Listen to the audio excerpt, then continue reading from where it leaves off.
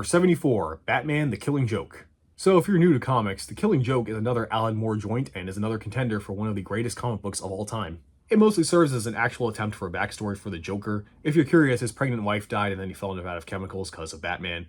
Pretty tame considering how fucked up he is and what he does in this story. As the Joker kidnaps, shoots, and cripples Barbara Gordon in an attempt to mentally torture Jim Gordon with pictures of her abused body nude, so he can prove anyone goes crazy after having one bad day.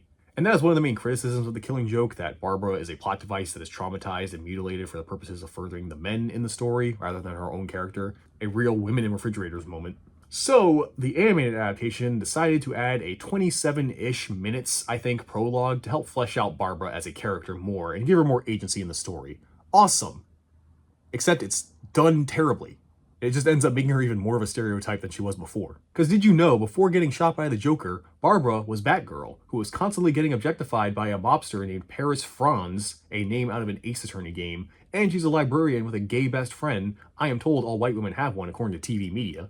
But hey, one good thing, she's tired of being treated like second banana to Batman and wants to be treated as an equal. Yeah, you tell him, Babs. Oh, nope, it was just pent-up sexual frustration that culminates into Bruce and Barbara having bat sex on a rooftop. Like, what is with writers trying to ship Barbara and Bruce? Am I the weird one, thinking how fucked up that is, but these two hook up in any way? But look, regardless of what the first half does, the important thing everyone notices is how much the writing quality shifts once you actually start adapting the source material. Darker men, huh? Barbara, why didn't you tell me? I have a cousin who's a defense attorney.